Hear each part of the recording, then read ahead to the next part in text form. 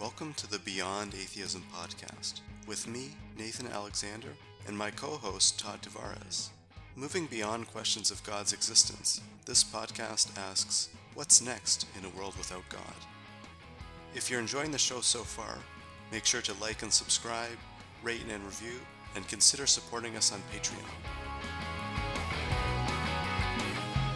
Here on Beyond Atheism, we often think about what the world will be like when atheist individuals come together to form more secular communities. Much of this is yet to be done, but examples are emerging that show organized networks capable of providing social goods and reinforcing social norms and values. One such group, Atheists United, a California-based nonprofit, has programs not only for members, but has also turned outward and been actively engaging in the world with volunteerism and activism along secular humanist lines. Today, we are joined by Evan Clark, who brought an extensive history of atheist organizing to Atheists United when he became the executive director in 2019. Evan, welcome to Beyond Atheism. Great. Thanks for having me. Yeah, Evan, thanks so much for coming on. Before we get into the talking about Atheists United, maybe you could tell us a little bit about your own background. How did you become an atheist, and were you raised with a faith? Yeah, so I grew up in semi-rural Massachusetts, about an hour outside Boston.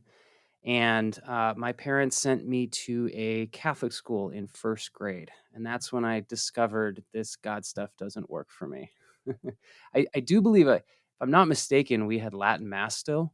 And I don't know if you've ever sat through a Latin Mass, but that is some boring shit as a first grader. So one, I probably had trouble paying attention anyways, but two, I was the kid that asked all the tough questions. I remember vividly asking the nuns, okay, so Adam and Eve had two boys and then populated the world. How did that work? And I didn't understand how sex worked. I didn't know any, and the nuns were frozen by questions like that. I'm sure the priest could have answered better, but oh yeah, I was so annoying to the nuns at the time, and I was such a pain in the ass in CCD class. So I convinced my parents actually to take me out of the Catholic school and move me over to the public school. And I never really identified with a belief in God. Found the word atheist in sixth grade while flipping through a dictionary, which was a blast. Right. And it was such a moment of there's a word for me, there's a label for me. And I remember using it and discovering that not everyone likes that label very quickly when I was young. And then, I was always open and comfortable with existential questions and atheism through my childhood. And then I only looked at colleges in Southern California. My parents had enough money to where I could look at private schools, and I looked at small private schools, Southern California, that I could maybe play tennis at. And I wound up at California Lutheran University. And I founded the Secular Student Alliance there. So that kind of kickstarted my atheist organizing career and experience, was leading a secular community there. And then ultimately I was elected student body president there. And I've been doing... Wait, Evan, you got to slow down and give us some of the details on this. How did you go from reading a dictionary that says atheist and go like, that's me, and then opening a pamphlet that said Lutheran University and said, that's where I want to go?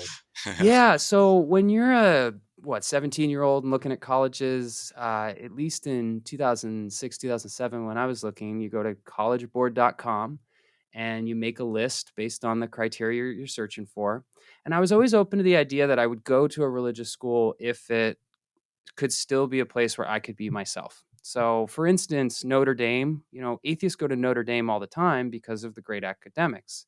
They don't necessarily think about how religious it is, and because they're able to live their life without religion on campus. And so I looked at schools that were religious. I had them low on my idea of what I thought I would like, but I added Pepperdine and California Lutheran University and University of San Diego, which is Catholic. And I honestly didn't know how religious some of these were until we flew out and did a trip. And when you grow up in Massachusetts and you hear about the school on the ocean in Malibu called Pepperdine, you go, well, that's where I want to go. So my mind was actually set on Pepperdine when I was in a junior in high school. And then when I visited, see that gigantic cross from the road. Yeah. And then you come and visit. And it's funny, on the tour, religion really didn't come up as much. It just felt like it was a place for snobby rich kids to go. and I didn't feel comfortable at all. And we timed my trip to where we'd start with the most northern schools in Southern California, which was Pepperdine and California Lutheran University, and then we'd work our way down the coast. And yeah, we hit Cal Lutheran first because I was like, well, I'm going to like it the least. It's got Lutheran in the name. Let's just get over with this, and I'll learn how to do these tours. And I just fell in love with this little school. It was only 50 years old, and it was putting up all these new buildings, and it just felt like it was at a moment of growth. And the tour guide, I remember specifically, you end the tour in the chapel of all places, and I start grilling the tour guide about religion on campus. And they're like, honestly, you can be as religious or as non-religious as you want on this school. We have it as an option for you, but we are an academic institution first. It's the Lutheran tradition of higher education, and religion is not forced. It is just optional. And I was like, I can do that. I'm comfortable with that. And yeah, I thrived at Cal Lutheran. I have only good things to say about my experience there. And so did, I guess being an atheist didn't impact your run for president of the student body, or Yeah. did the opponents try and use that against you? Yeah, as far as I know, they didn't. Okay. I had a long, complicated election to become student body president. I ran against a former roommate from freshman and sophomore year. Oh, right. So That's that was the real stuff of controversy. drama. Yeah. Yeah. And then there was some election controversy because someone got kicked out of the election, and then they tried to recall the election, and that was drama. Wow. But I don't think religion actually came up. I'm sure there were some people that were murmuring about it. I'm sure there were some alumni that were concerned about it, but I never, you don't run for a position like that to remove Lutheran from the school's name. Yeah, right. I've already decided I'm comfortable with the school. I wanted to talk about bringing a concert to campus and improving some of the, student government programs we were doing. It was, I think, kind of boring technical stuff about student government. Yeah. So what I'll say is it didn't impact the election enough to stop me from winning, and it didn't come up to where I heard anything while I was running. So yeah, and then once I was elected, it became this oh, look we're so diverse. We have religious diversity on campus. Yeah. And they kept using our club and me as an example of religious diversity. And honestly, Cal Lutherans made a really beautiful pivot to a lot of more interfaith work, I think, since that time, where they were kind of traditional Protestant religions in the past. They now identify with, I think, a much more pluralistic campus and approach. Yeah. Was that true at the time when you started the group? Yeah, so when I started the Secular Student Alliance, I was a freshman in college, and it was Proposition 8 out here in California. I don't know if you're not Californians, you've probably never heard of this, but it was the gay marriage fight in California. So while President Obama was being elected to office, gay marriage was being turned over. We had it legalized by the state legislature, and then the ballot initiative was voted on by all Californians and passed to overturn and make gay marriage illegal again. And so I was involved with the Gay Straight Alliance and kind of on the streets protesting every other week. And I remember all my friends and we'd hang out afterwards, kind of debrief, and everyone would just sit for 2 hours and critique these ridiculous religious arguments about why you shouldn't be able to get married or live full lives as gay or lesbian or any LGBT identity. And I finally asked everyone, is anyone here religious? And we went around the room, and it was, no, I'm not sure. I think I'm agnostic. Oh, I'm a hard atheist. I might be humanist. I'm exploring. Yeah, I don't know if I'm Christian anymore. Yeah, I'm atheist, but nobody knows it. And so I just asked, would it be valuable if we created an atheist or non-religious club on campus? And people got really, really excited. Having grown up atheist, I think I take for granted the need for secular spaces at times, and how emotionally meaningful it is to have a safe place to have dialogue about your identity, to talk about the challenges you've faced in life. And yeah, my Secular Student Alliance was my first interaction with that, and what really kind of hooked me on community organizing for atheists and humanists in this non-religious world that I work in now. Well, when did you join Atheists United in California? Yeah, so that was how did you find that organization? So I found out about them while I was in college. So we were about hour and a half away from LA, and I went to the Secular Student Alliance website and I looked for speakers that could speak for free to our group. And there's this woman, this older woman who'd been kind of a activist for years, who said she'd come up and speak. Her name was Bobby Kirkhart, and she was involved with a group named Atheists United and Atheist Alliance International. And yeah, she came up and she drove up. We took her out to dinner. She was super generous. She gave a really, really boring talk. I won't lie. She talked about like why atheists should have atheist children. And I don't know, I probably only turned out like 15 students to show up, but it introduced me to these larger communities that I didn't know existed off campus. And I kept in touch with Bobby after college. My first year out of college, I founded the humanist community of Ventura County. For that region, I worked with a guy who became a donor to our student group. And yeah, we were looking for ideas and partners. And so I reached out to the people in LA. Atheists United had been around since the 80s. They broke off from American Atheists back when they had a chapter program with Madeline Murray O'Hare in the 1980s. And yeah, they were always supportive. We didn't wind up working with them directly much at the time, but I built this amazing relationship with Bobby Kirkhart, who at the time had just bought a house she was turning into an atheist community center in Los Angeles. And she was kind of my entrance to the history of this movement and community building. And then I also joined the national board of the Secular Student Alliance, and I've been on that board for about 10 years. So after that, I moved to Phoenix, and I worked for the only atheist running for national office in 2014, a guy named James Woods. I bopped around and did a humanist podcast. I have a really weird long resume of atheist humanist Yeah. projects. So you tell me which ones you want to talk about. There's a common thread there, and the thing is, it's always around atheism, which is pretty impressive. Well, and I have to always go back to my Secular Student Alliance. I remember the last meeting where I was president of the group, and I was leaving school as a senior, and our discussion topic was: is there a need for atheist communities in the larger world? Like, do you think you need something like the Secular Student Alliance for the rest of your life, the way people have churches and synagogues and mosques? And it was a selfish question, because I had already completely convinced myself that if I could get paid to do this, I would drop everything and go do it. Right.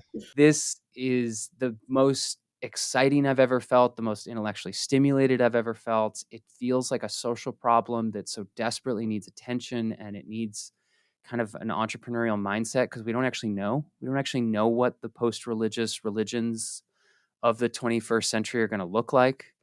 And yeah, I mean, I remember I was at a conference just before the pandemic, one of these really kind of guru-y capitalist conferences in Long Beach, California. Like these are the people that love to follow Elon Musk online, and Right. they have like Shaq on stage to talk about marketing approaches. And Wait, and I talked to Shaq?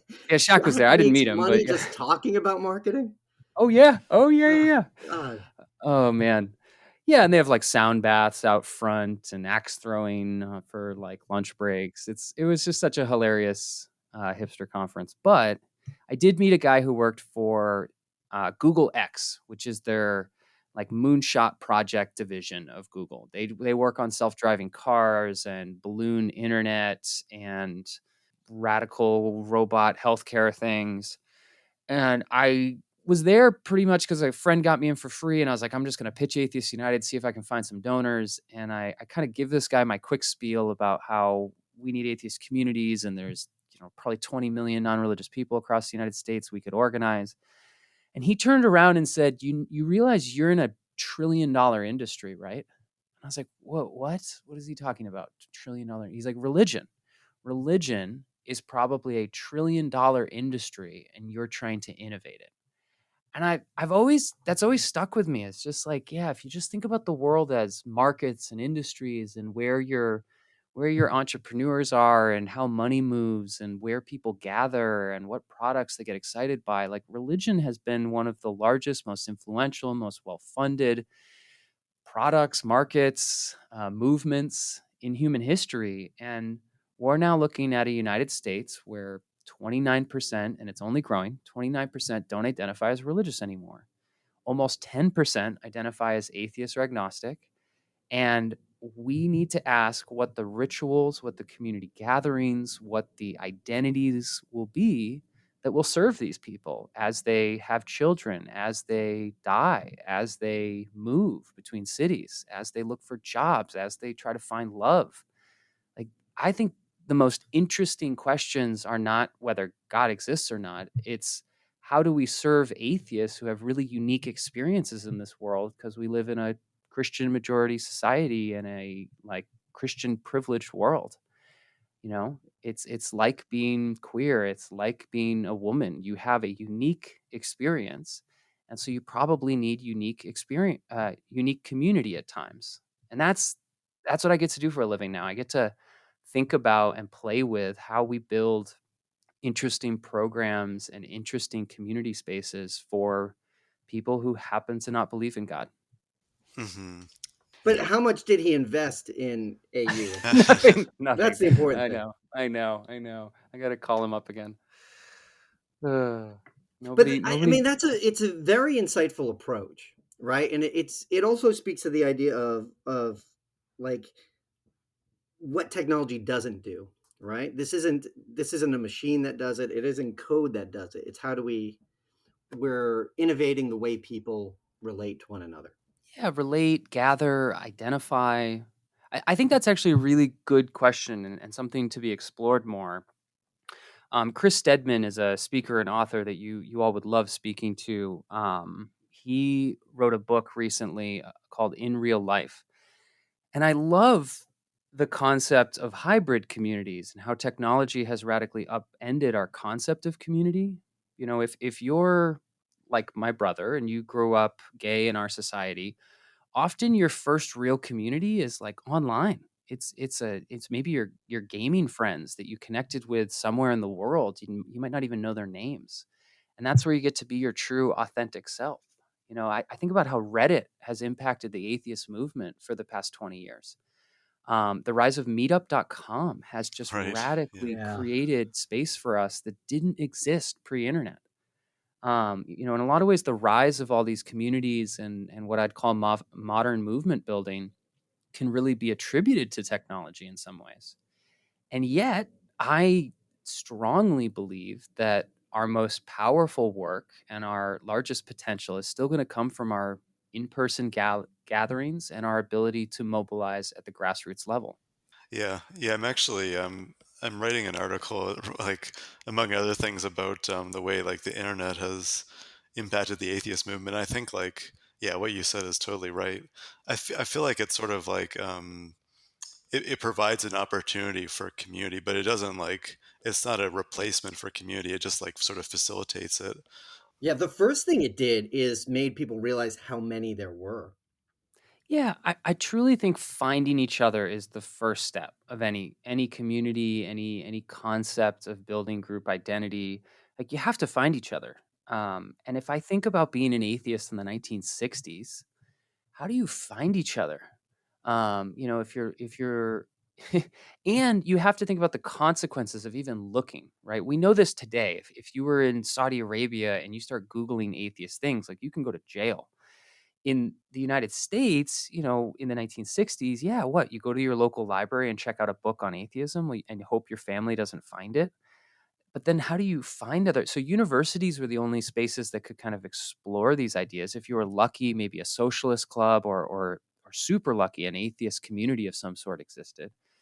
But to have the social confidence and to actually gather and to promote that you're gathering, and then for people to have public out identities after you gather, that takes a lot of social progress.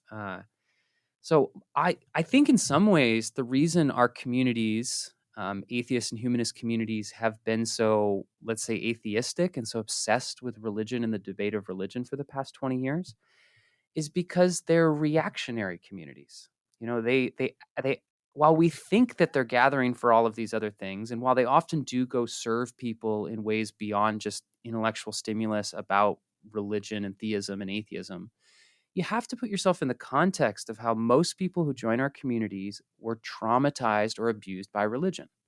The highest representation of people in most atheist communities come from conservative traditions. They come from evangelical, they come from Catholic traditions, they come from ex-Jehovah's Witness, ex-Mormon, ex-Muslim, to where they were taught terrible things about sexual education. They were emotionally abused and traumatized. They were lied to by people they trusted for years, and they gave thousands, if not tens of thousands of dollars to organizations that they now believe to be not important or meaningless or dangerous.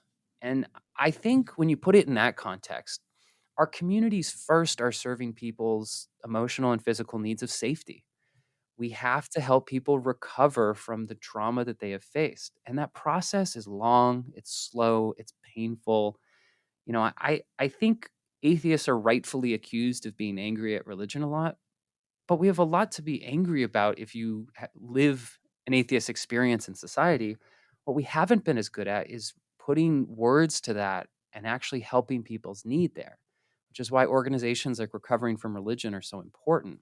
Well, before we get to that one, and I I know where this is going, and that's one I do want to spend some time on because I think it sounds amazing and it does fill a huge need.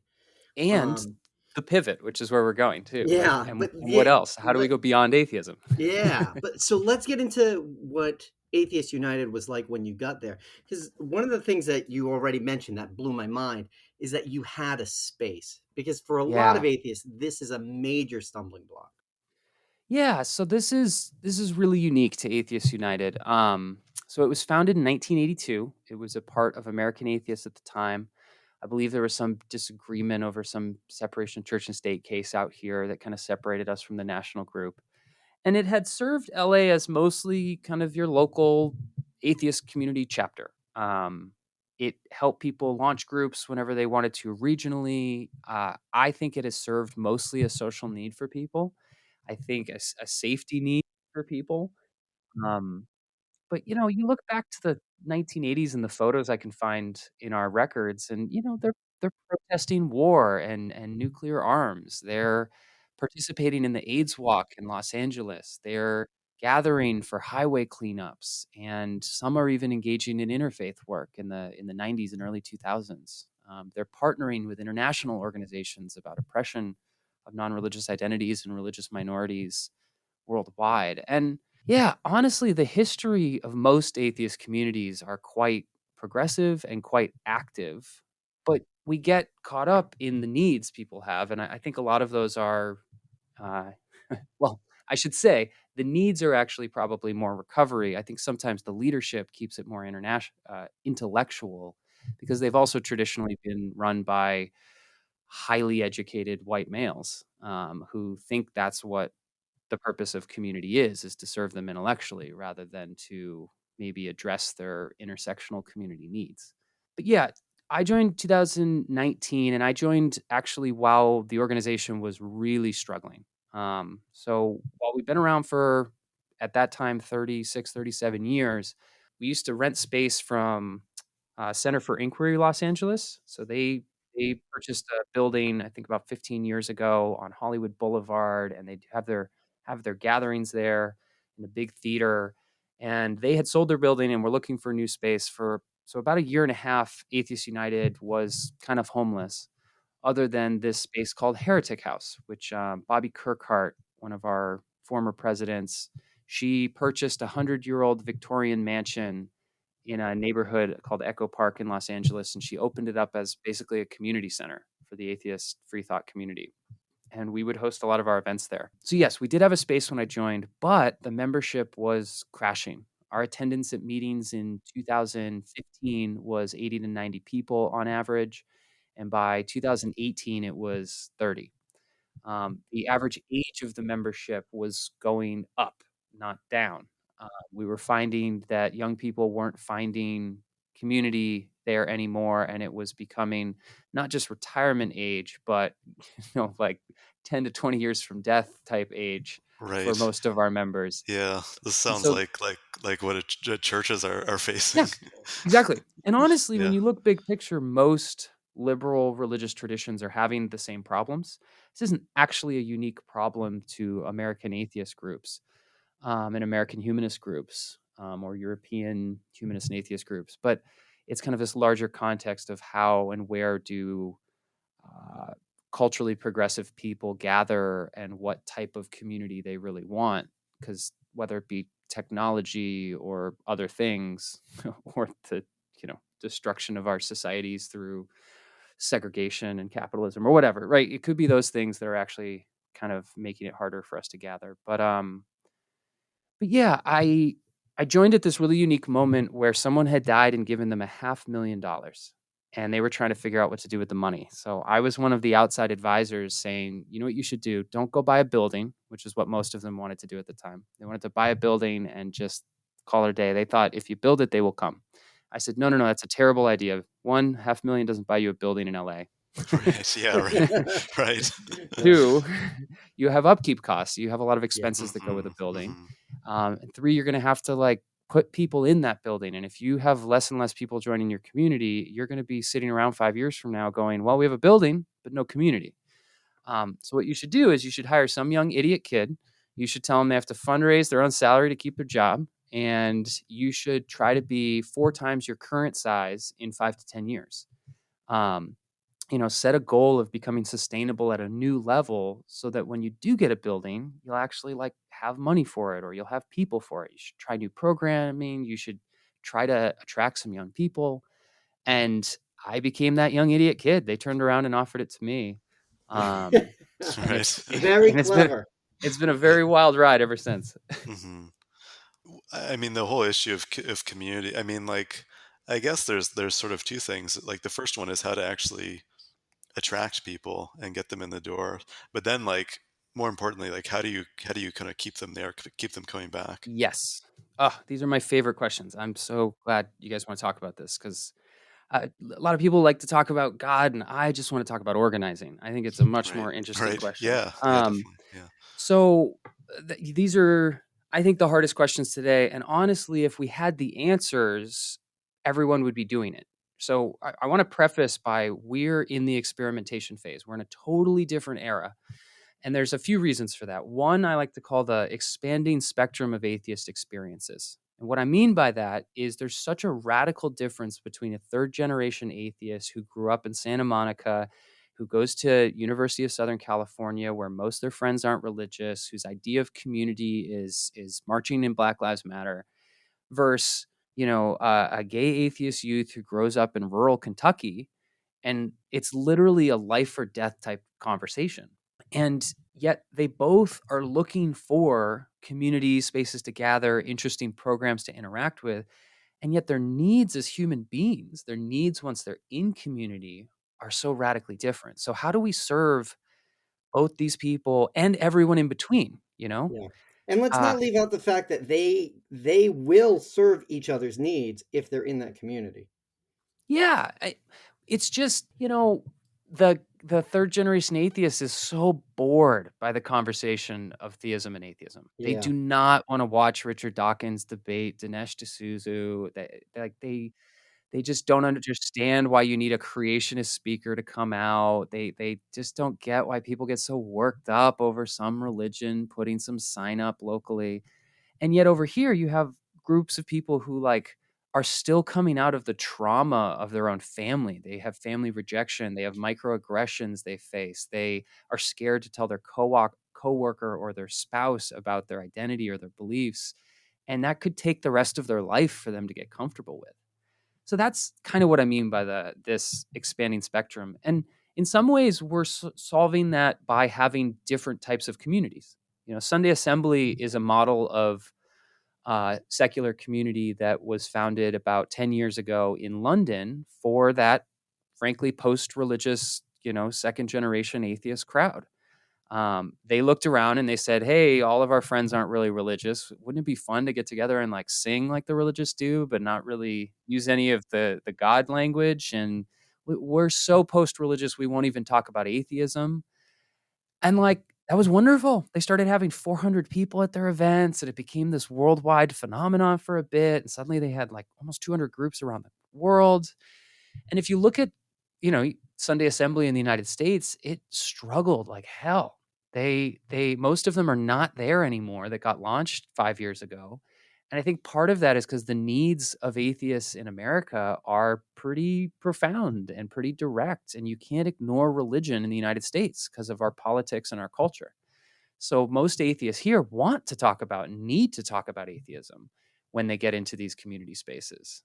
And yet in Los Angeles, we have one of the most successful Sunday assemblies still active. And yeah, like it's this really cool place where people get together, they sing, they do community service, they like talk about each other's work and life and donate to charity and call it a day. And yet people joining my community are often like, "Oh yeah, I'm ex-Jehovah's Witness and my family won't talk to me. And I just so desperately want to be around people like me because I have nowhere else to talk about these ideas." So serving the LA community, the best way to do it for us has been having many communities, and you can kind of find your Mm-hmm. niche. And when Mm. Right. think about Yeah. it, religions have always had that. Like the Protestant Reformation created your 10,000 flavors of Right. Christianity. Yes. And Yeah. that's Yeah. good in a lot of ways. You can move between them if you really don't like the pastor or you don't like the rituals, or if you have a different identity, or you have a slightly different belief about a concept of God or Jesus. And like to me, that's the future of secular community building. We have, ideally not one or two groups for every city. We have 40 groups for every city, and you can kind of pick and choose. And some can be really radical politically, and some can be really passive and talk about sports, and some can, be all about raising children, and some can be all retired and tell everyone to fuck off. Like I don't even care, right? The research is overwhelming that people who participate in community, they live longer, they report higher levels of happiness, they report general levels of better health, they donate more, and they volunteer more. But it has nothing to do with your beliefs. It's all how often you interact with a community, how often you go to synagogue or mosque or a secular community. And we have new research coming out of American Atheists basically showing the same thing. Levels of mental health issues like depression go down when you're active in a local secular community. It's so funny. I love how many atheists actually like fight me on community organizing. They have this very like um, I want to say not just libertarian, but I'd say Yeah. I will critique libertarians later, but of a disestablishment, right? Like I think Yes. Yeah. because Mm-hmm. we fought so hard to separate ourselves from an institution, most have fought so hard to separate themselves from an institution as powerful and as pervasive as religion. There's a lot of fear and concern about rejoining anything that looks or feels like that. But I really want to make this argument that like regardless of if we ever do anything atheistic or not, whatever the heck that means, regardless if we ever do any of that, if we gather in community, we are doing a social good. We are helping people live better lives, and we are helping our society be more happy, healthy, and supportive. And that's, I really wish we'd all start from there, because then we'd have better funded communities and we'd have better participation, because it really doesn't matter if we talk about atheism or not. The fact we created a space for you to gather is a social good. Yeah. And it's also how we help ourselves. There can be that bit of self-interest in it, like paying yourself through fundraising and doubling, tripling, and Right, quadrupling right, your right, membership. right, right. So If you tell see it, walk us through your changes then. What worked and what didn't? Because a lot of what we hope we're doing is getting information out to how this can happen, right? We know that these experiments are happening, but there's not necessarily a way where we get the results and reproduce them, or find the thing that works and keep doing that, or stop doing the thing that doesn't work, right? So, Evan, what did you find? What worked for you guys? What did you introduce and how did it go? And I think the problem we're having trouble tracking it is because we're still not professional. We're not hiring enough people. Like the transition from volunteer to professional leadership can so exponentially impact your group. Like we have to applaud the history of volunteers that have made these groups and these organizations what they are. Like, truly, we are standing on the shoulders of giants. But People who labored for nothing. nothing. Yeah. But how much money can you raise when you still have a full-time job? How many programs can you organize when you still like need to take care of your children part-time, right? Like, there's something special that happens when people can become experts in this space and have the time and space and money to try things. I think most of our communities are underfunded because we don't have anyone who has enough time to fundraise for them. It's not that we don't have the skills in our community. We're very fast learners. The problem is we don't have the time, right? Like, my first year on the job, I feel like I was just building basic nonprofit institutional things. I was building a donor tracking system. I was building a regular like thank you program for donors. I was like reforming our membership program. I was improving our brand and our social media and our communications. And once I did all of that, we now can scale. We now can handle 1,000 members if we had it. There's no way volunteers could have handled 1,000 members back in 2015. But we are completely capable of that now. And now I get to play with how do we do it? I get to try all these new programs and try different communication techniques and see if I can raise enough for a marketing budget. One of the most important things I did when I came in, and that I wish more people thought about, is thinking like a pastor almost. And bear Right. with me. Okay. Bear with me. And what I did, I actually started looking for church planting books when I got started because I'm one of 5 maybe like atheist organizers in the country that gets paid to do this. I'm one of the only people under 40 who have been able to do this for 10 years now, basically play in this atheist sandbox. And I still don't know. I don't know what the answers are to building super successful communities. I don't know the perfect programs. I don't know the perfect communication. And unlike religious people, there's nowhere for me to go learn these things, right? There's no seminary program I can go to for a few years to get a certificate. There's no mentors that I can follow. I'm in the first generation of local paid organizers, right? Like, we're the ones that are learning how to do it and to create the foundation for the people who are going to be way better organizers than I am, that are going to take this community to unknown heights.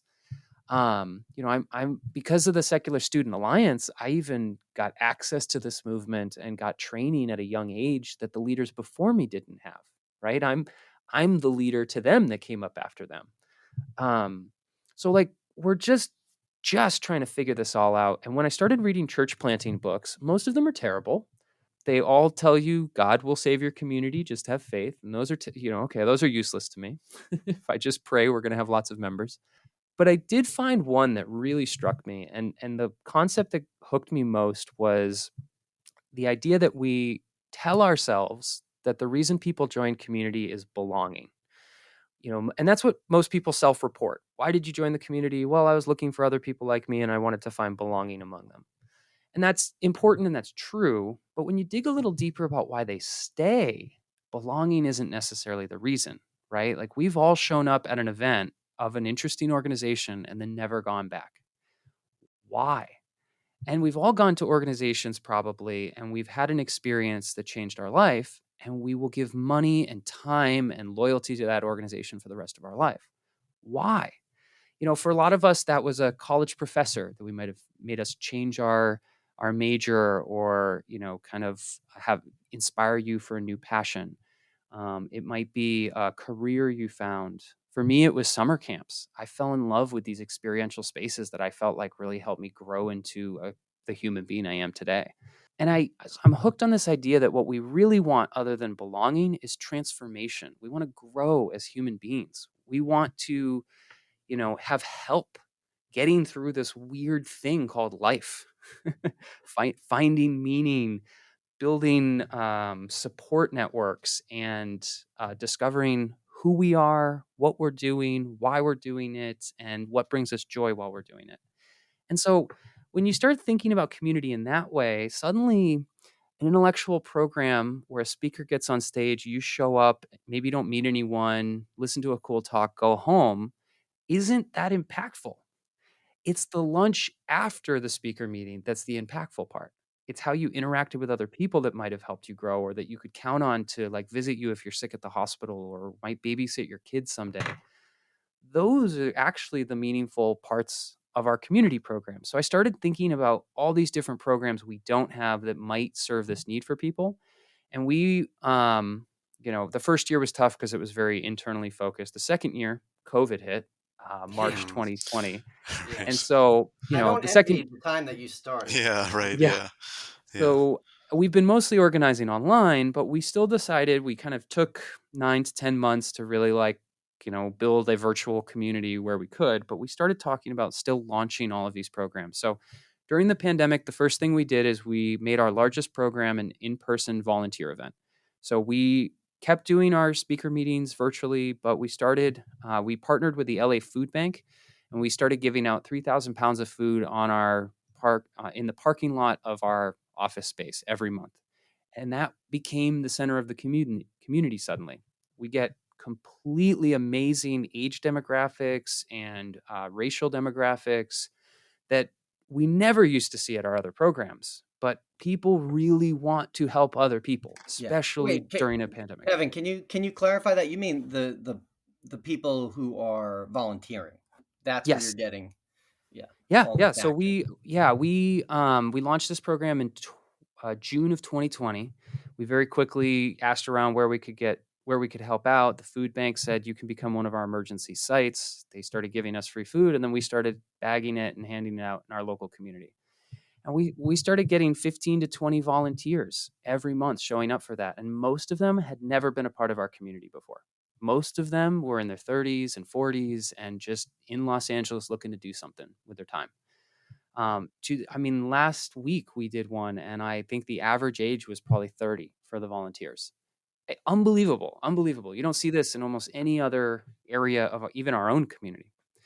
And so Um, this is done through a partnership. It's not you're not collecting the food or not buying the food. yeah, we're not. Yeah, we have You're spent some money buying some food, but yeah, the food bank provides the food for us. So it's part of Feed America. It's the national program for food and hunger, and they give us 3,000 pounds of food each month, and they want us to sort it, bag it. So what we do is we now spend a lot of money and time on this. We get a U-Haul truck, we go pick it up at the food bank, we bring it to our site, we set up a ton of tables, chairs, tents. It takes about 4 hours for us to do our whole process of getting the food ready.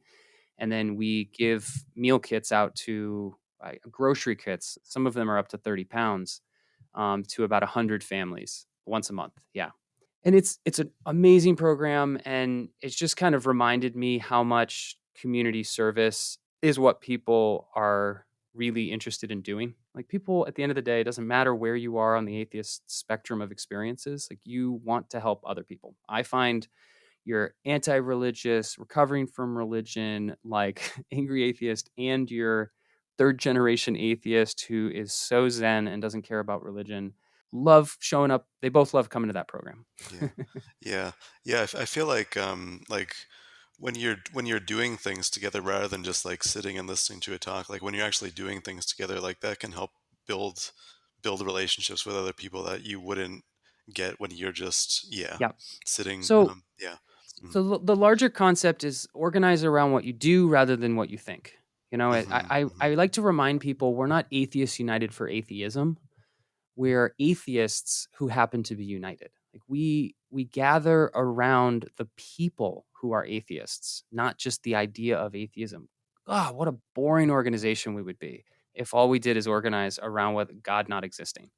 I know. Do you remember when There's that's what atheism used to be? Just talking about how Yeah, there's no. yeah, yeah. Can you believe this? Religion actually thinks this. But But you also help out people who are recovering. So tell us yeah, about so that program. How did that come about? How did you guys connect with it? And so what's this it is been like? exactly. This is the larger idea of let's find people's needs. Let's try to help them. If we focus on people's needs as humans rather than just like the beliefs they have as atheists, there's so much we get to explore. So, first and most obvious is recovering from religion. We have a unbelievable amount of religious trauma in our society, and atheist communities are really the only safe space where you can talk about that right now. Because we're the only truly secular space where you can talk about that. And this national organization called Recovering from Religion has this wonderful program where they train facilitators and then they host support groups around the country. So we helped launch or relaunch, I'm not sure, the Los Angeles chapter of that. Equally, we partnered with Smart Recovery, which is a addiction recovery program that's based on science and comes out of the humanist movement. The Los Angeles chapter of that was struggling a little bit through the pandemic, and we offered our office space and all of our resources, and we built a formal partnership with them to where we're committed to helping them grow over the next 5 years. We launched a youth group program. We now have program designed for 14 to 18-year-old youth, which is, I think, the most forgotten demographic in most atheist organizing. We sometimes find programs for very young youth or childcare programs. We've got Camp Quest, which is a wonderful summer program for families that aren't religious. But what about these high school kids who, are going through identity crisis and don't want to hang out with their parents at events? And, they they either have youth group or nothing. And so we thought, what would it look like to have a non-Christian youth group? And we started exploring. I found a 16-year-old that was excited to help lead this, and she came up with the name Evolve Youth Group. And we've been doing programs for the last 4 months now. We're supposed to go bowling this weekend. All right. Nice. Um, So this has been something you've developed in-house rather than reached out as a partnership. Yeah, summer partnership like Smart Recovery and Recovering from Religion. And then, the youth group. I mean, between you and me, I've been writing proposals and wanting to do something like this for about 8 years. I've had this vision of a youth group and what it might look like. I have a background in like camp facilitation and camp leadership.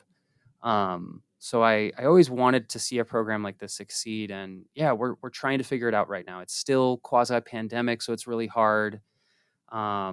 Schools have been kind of awkward places, and whether parents will let you hang out or not, and us trying to build standards for how you take care of youth is not something we're experienced with. We don't have a youth pastor.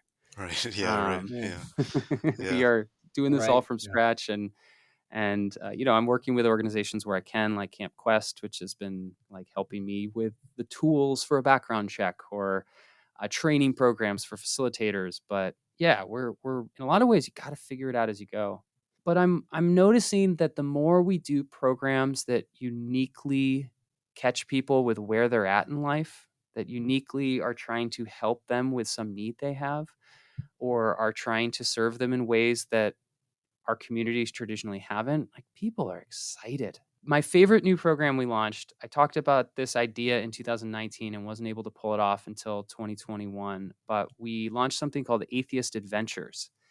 And this is where we go on trips to do interesting things and explore wonder and awe together. So the first trip we did was a stargazing party with an astronomer in Death Valley on a moonless night.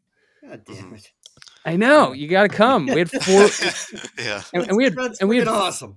and we had 40 people join us, and we had a star talk at 8 at night on a perfect dark sky night in Death Valley, and then we all went hiking together and camping together for the weekend. And I had no idea if that program was going to be a success or not. We were shooting in the dark. It sounded great on paper. We figured people would get excited by it. But we had 40 signups. We made more money than we lost on that program. That might be a revenue source for us now that we would not have known about unless we, tried something different. And that is not a speaker program. This is, we're going Right. camping. Right. Yeah. Yeah. Yeah. This is Yeah. different stuff. But then there's other stuff that doesn't necessarily fulfill social needs, and it is not even outreach, except maybe it gets a little controversial and attracts some attention, like the sign pirates. Yes. So our another program we launched was Atheist Street Pirates. And this purely came out of the pandemic. We were looking around. I kept spotting all these religious signs on highway overpasses. I'm pretty sure every city in America has this problem. Somebody decides they need to put a big Trust Jesus sign over some major highway, and then you notice it doesn't seem to get taken down for months on end unless some bad weather takes it down. And it kind of frustrated me. We had a few people send complaints about signs through our website, and I had reported one or two to California Transit Authority, and I don't even know if they got taken down or not, but it just got me thinking, I wonder if anyone has ever tried to track all of these. I Yeah. wonder what Are it they would look illegal, like. by the way? Do you know what the laws are? Yeah, so I mean, I don't quote me as a lawyer, but I do think our understanding of the law is pretty true, which is you can stand over a highway pass, you can stand in front of a telephone pole with signs all day long. But the second you leave it behind, the second you attach it to the highway and you're not accompanying it anymore, it's trash. You've just put garbage on the side of the road, essentially. You've decided that your free speech needs to exist beyond the rights that you had with them. And that's the critique and concern we have. If you put up a billboard, we don't care. You paid for that. That's legal. If you have church property or it's your private home that you put a sign on, all day long, we don't care.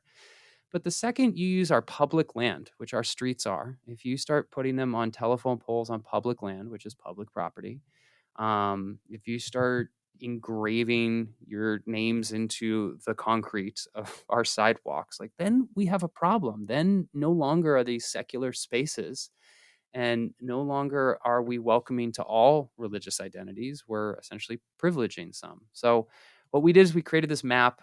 We use a Google map system and we started just putting them on a map. And yeah, it's been about 6 or 7 months now, and we have over 70 signs we've spotted around greater Los Angeles. And as far as I know, we're the first ones in the country to ever create this kind of research. And I've even tipped off some academics to see if there's something to explore here, because this is a phenomenon that I don't think anyone has ever thought to track. And then we decided to go a step further. Again, what's one thing you can do during the pandemic that you can't do otherwise? Well, you can go maybe take down a few of these signs. You can go clean up your city. You can do that on your own. You can take your own ladder. You can bring some scissors, and that's exactly what we started doing. Yeah, I want to say about 40 of them now we've taken down around the city, and we've collected most of them. I'm actually working with an artist right now to see if she can turn them into an Right. art piece. Yeah. Are Right. they Right. homemade or are these professional things? Do they come with a church affiliation or are these just Yeah, so one we're of the not molds? 100% sure the origin of all of them. I did go down a 2-hour rabbit hole one day and I found some video with 6 views of some guy bragging about putting signs up, and then I didn't save it and I haven't found it since. But there are some that are printed and they are identical. We have at least one style of sign that we have, I think, over 20 of. So it is either a group of people or a person who is clearly, let's say, canvassing the city in these signs. We have some signs that are clearly professionally printed. So there's some photos on our website and our social media of me holding like an 8-foot Trust Jesus banner that was Mm-hmm. printed on that white, like plastic vinyl fabric that rolls up like like your little league ad type signs. And then we have a few that we find that are more hand designed, handwritten, painted.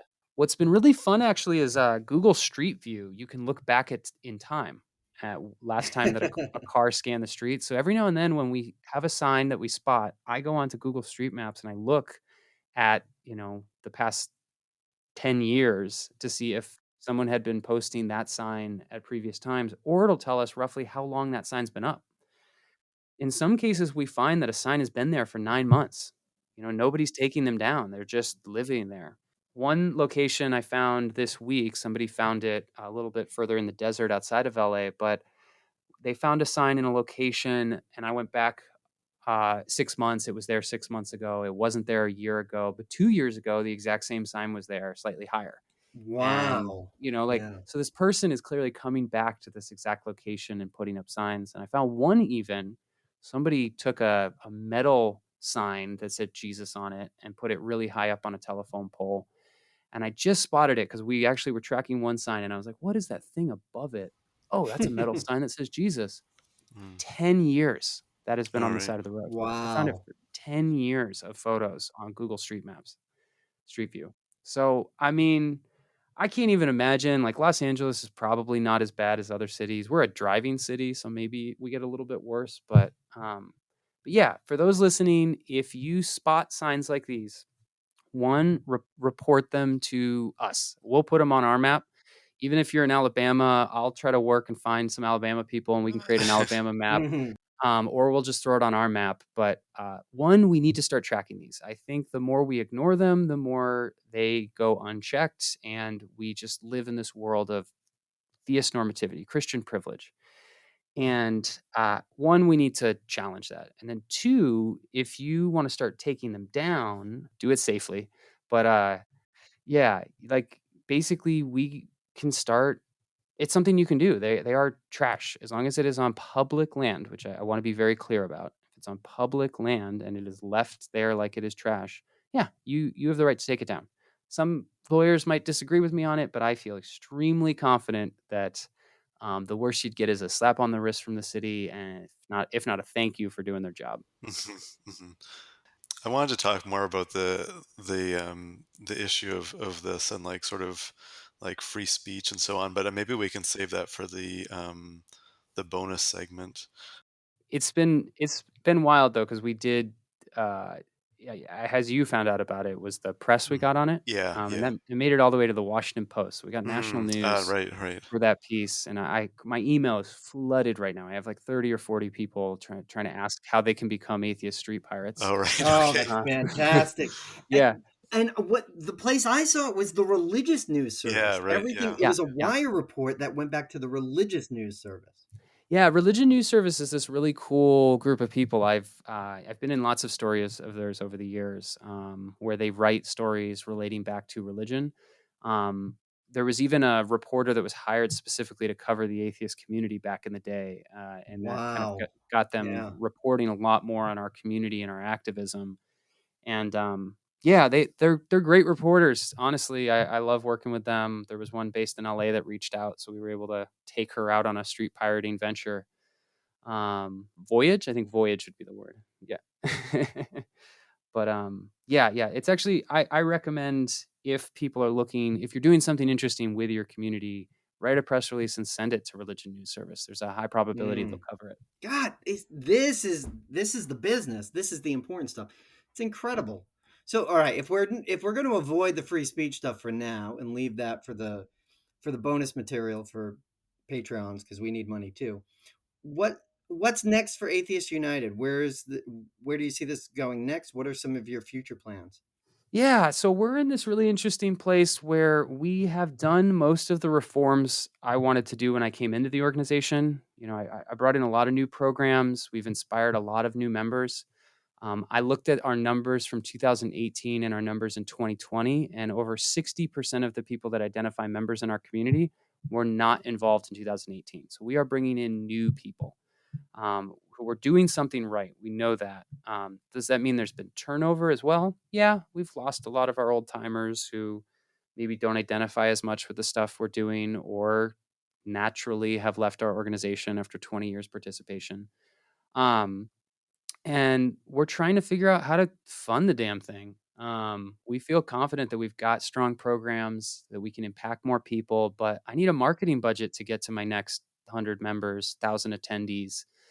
And it's hard going. We don't have a culture of giving in atheist spaces. We don't think of our communities as things we need to fund the way religions traditionally have thought of their religious institutions as things they need to fund. And I'm really just trying to talk to as many people. I don't want to say evangelize, but I do think, yeah, excite people to the potential of atheist communities. And you know, some people join atheist world, atheist community podcasts, atheist organizations because they're activists, which I am too, and I support. But they forget that the way you get activists is through grassroots community building. Usually, having thousands of well organized secular communities, it suddenly makes it 10 times easier to tap them into activists when you need to do an activist campaign than starting from scratch and finding them unconnected to our stuff, and they don't have any buy-in to this movement of people that work together.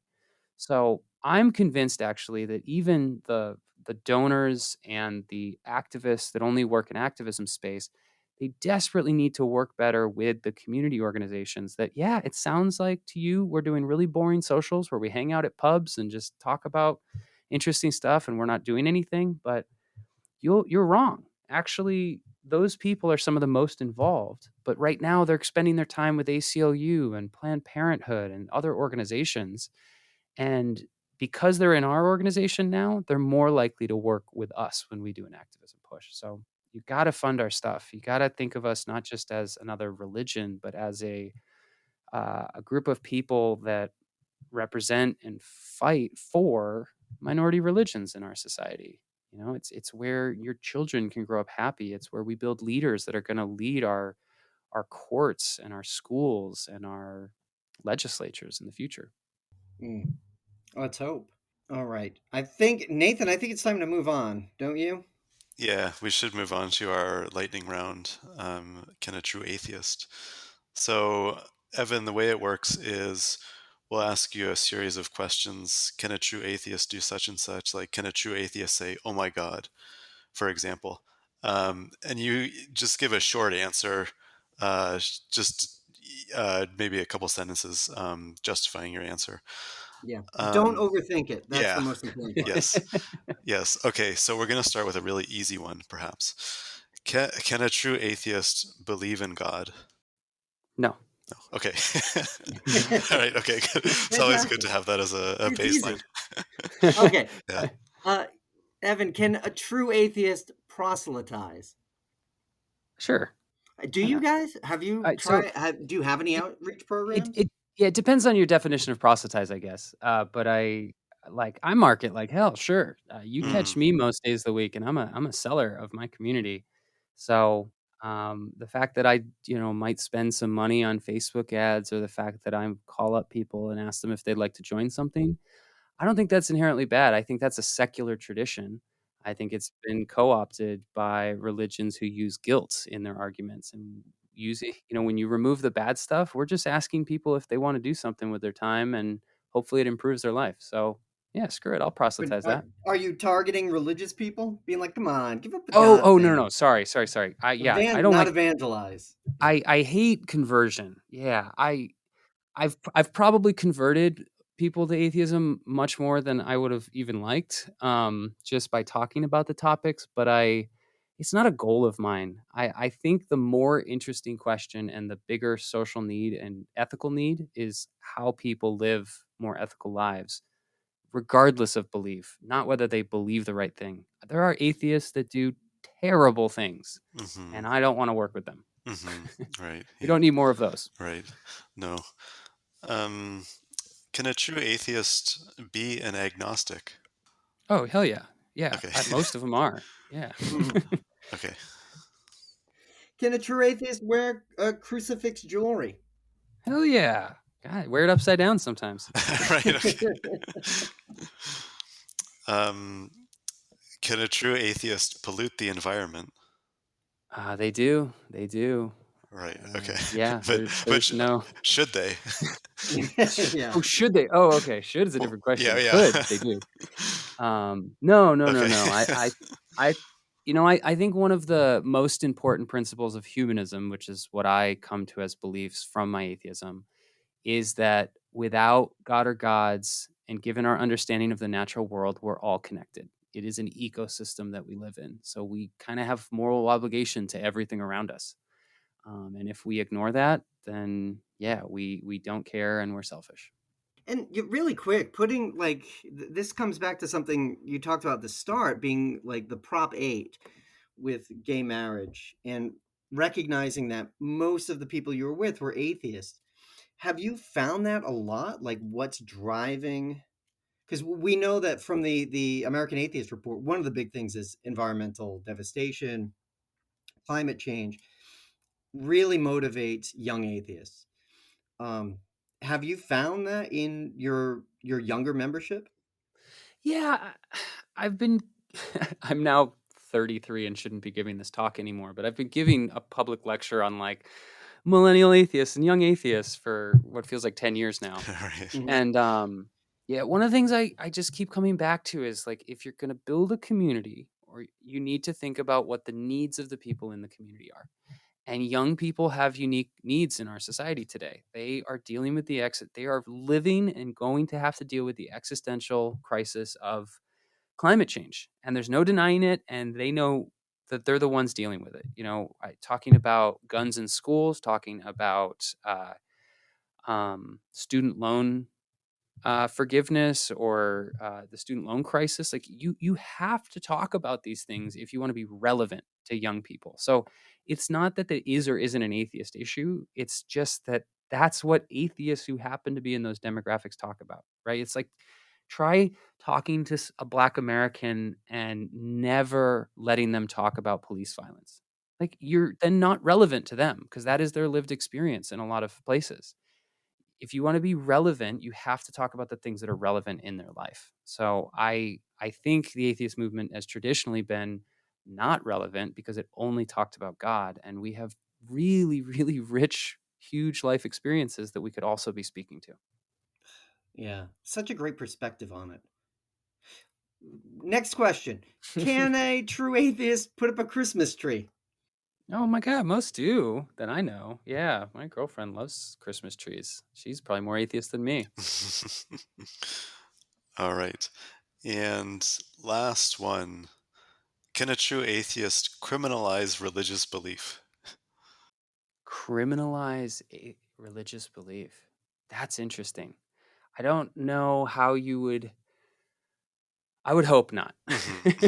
um, yeah, I keep thinking about like French secularism and like headscarves, and how weird that is, that we have essentially created standards around religious traditions for how other people can live their lives. And it feels anti-religious rather than, like, my goal is religious pluralism, not anti-religion. I don't think the death of religion will make us all suddenly more ethical people. Um, do I think people might be right about the question of God if they're more atheist? Sure. But, you could also act like Donald Trump or Vladimir Putin. So I just don't care at the end of the day. I care about what you do with your short time on this little planet in this huge galaxy. Awesome. That's a great sentiment, and I think we should end it there. Anything you'd like us to plug? Honestly, if you're listening and you've never explored a secular community before, just go check one out. If you live in a major metropolitan area anywhere in the United States or Canada or Europe, or probably even other countries around the world, you likely have a humanist or atheist or secular or free thought community. And they're not always going to be your cup of tea, and they don't have to be, but it's worth exploring. Or if you've got money, funding. We need some funding. Right. Yeah. Mm-hmm. Yeah. Yeah. Yeah. And what I'd say is, if it's not your cup of tea, go create your own. We do not all have to be the same. For a million atheists, there are a million types of atheism. We really need to have diverse, different exploratory communities, and yeah, find and make the ones that make you comfortable, and make people like you comfortable. The problem with Atheists United for the past 40 years is we've been one of the only communities in a city the size of Los Angeles. That's absurd. I don't know how many millions of people are here, but there's no way one community can serve all of them. We need thousands of communities to really meet your needs. And yeah, I'm excited for you all to participate in that future. Totally. That's the way to do it. Evan, thank you so Yes. much for joining. Thanks for having me. This is fun. Okay, that was Evan Clark from Atheists United. It was really great chat with him. I mean, we learned so much, and I feel like we didn't even really scratch the surface on some of the issues we wanted to talk about. Oh, no, not at all. No, there's a lot more, even, if you just glance at their webpage, which will be linked below, there's a lot more programs, there's a lot more to do, there's a lot more ways to get involved. So it's a growing community. So how did you feel about that model, Nathan? Everything that he was talking about, the professionalization, the not focusing on the space, think about how do we get more people, doing more outreach. It's we haven't heard this before. I think it's interesting because some of the other people, like some of the other organizers we've talked to, have been organizing at the at the national level, whereas this is, I mean, obviously, like they're in California and Los Angeles. I mean, obviously, there's still a gigantic population there, but it seems it's more localized, I suppose. And so I think that was really useful. But I really like the model he has. I mean, there's so many good things about it.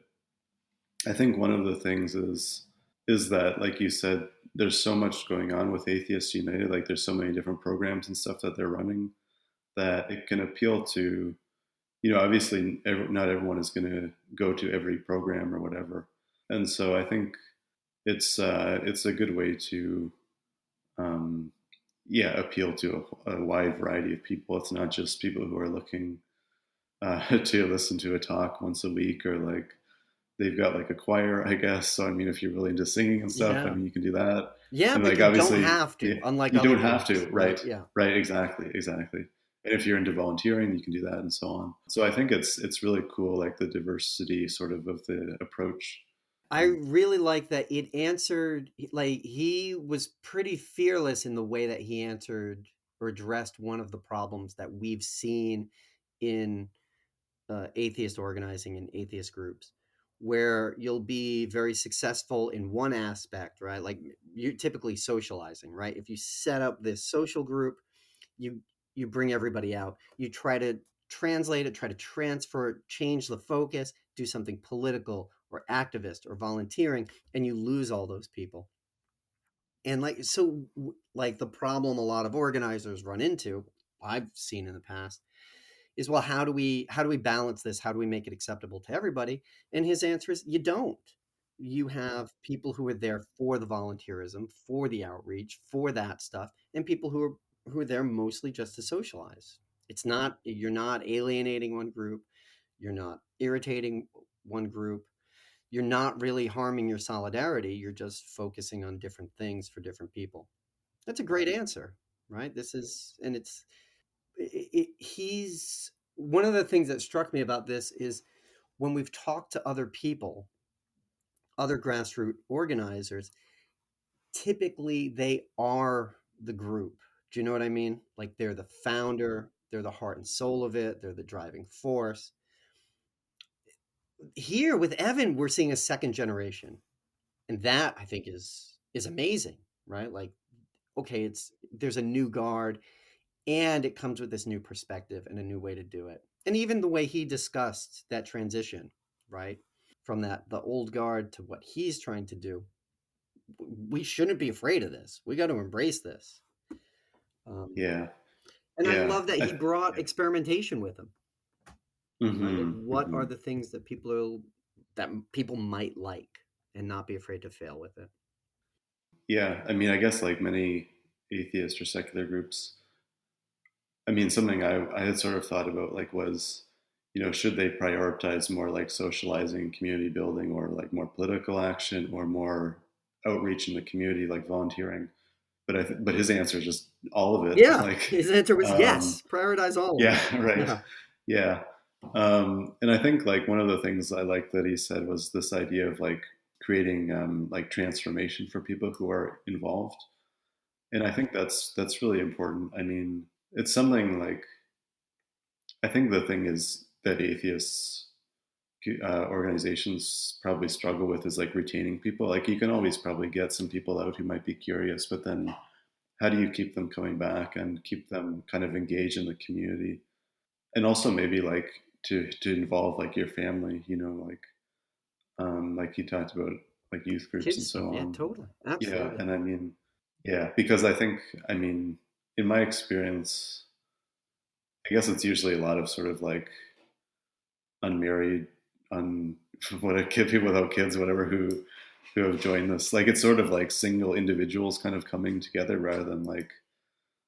So I think that's something maybe to to think about. But Yeah, yeah, mhm. which to the broader point is create something that actually addresses the needs people have, which we also see in the rehab programs, the helping people with addiction, and counseling for people who were harmed by religion, which is really great to see. Like, again, a division that we've noticed, atheists who are raised without religion, typically that's a blind spot, right? When atheists come in who've really really suffered from being raised with faith, from losing their faith, from losing their community, very often there's a type of atheist that doesn't want to deal with that at all. So instead to actually address it head on, be able not to and not have to build the system yourself, be able to network and connect with people who do it full time. That's really fantastic. Evan pointed this out too. He's not developing a roadmap. It's not programmatic. This isn't what every atheist group has to do.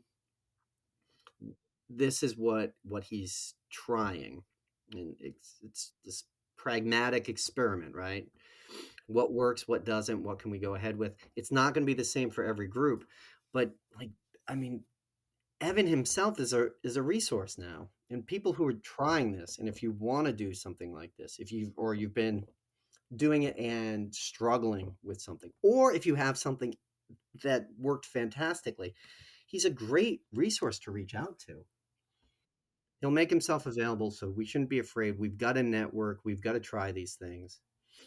Yeah, I think that's another thing is like, learn from other, like not just your own mistakes, but other people's. Like, and so you're not just alone out there trying to figure out what works. Like, I mean, I think it would be helpful to, I mean, to have some kind of like compilation of like resources and so on for atheist organizers.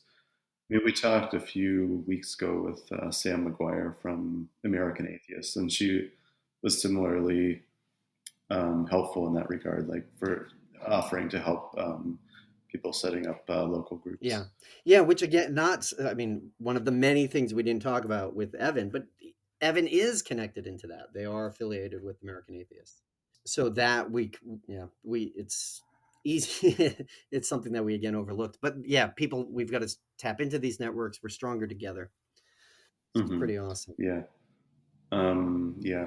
I guess one other point to make is having people paid who to do this rather than purely relying on volunteers. Yeah. Did you like that one? I think it's an important point. I mean, like it's sort of like it's like a kind of like bootstrapping problem. Like, like to have someone to devote all like full time to organizing this community, they need to get money, but then like to have a community to organize, like, or I mean, like to pay someone, like you need to have a community. So it is like, yeah, sort of like what comes first kind of thing. But I do think it's valuable because I think it's like you can only go so far purely relying on volunteers. Like, if I guess another thing is like, if people are putting money in and then they actually see positive things that are coming out of it, and they're finding something valuable that comes from the money, I think that's also important too. Yeah. Right. Yeah. Seeing that investment in it, even a small investment makes you, it pulls you in, right? Suddenly the stakes are higher for you. If it's free, you can come or go. If it's too expensive, you're not going to do it. If it's a little bit, that might just be enough. Yeah, there's a lot more to talk about. We can't get into the details on this, but I mean, these are it's a great model, and the group seems to be more successful because of it. And that's what we need to focus on, is how do we keep doing this? How do we make it better? How do we help ourselves? How do we help other atheists? And how do we, outreach? How do we make ourselves known and become a positive presence in the world? And this is one answer. It's awesome. Like, this view that we get from doing the podcast is it feels like we're filling in the pieces of the puzzle. Do you know what I mean?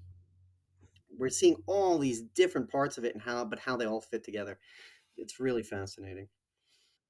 So, do we have anything upcoming that we need to plug? No, other than, of course, like and subscribe, ring that bell, pull the string, do what you got to do. And yeah, we should encourage everyone, if you enjoy the show, to subscribe to our Patreon, where you can get bonus content. In this episode, we talk more about the Street Pirates program, among other things. I'm starting to feel bad about putting all the good stuff behind a paywall. But really, that's where all the good stuff is. Yeah. And we want to make sure to thank our patrons, Lars, Debbie, and the S plus blog. Oh my goodness, big ups. Thank you guys very much. And of course, thank all the listeners. Big thanks to Evan. Listeners, if there's anything you like or hate or more that you want to hear, keep the requests coming to Nathan. Nath.G. Alexander. Is there a dot in there, Nath? No. Nath G. Alexander? Yeah, Twitter. On the Twitters. Mm-hmm. Yeah, keep those coming. We love hearing from you guys. I think that's it.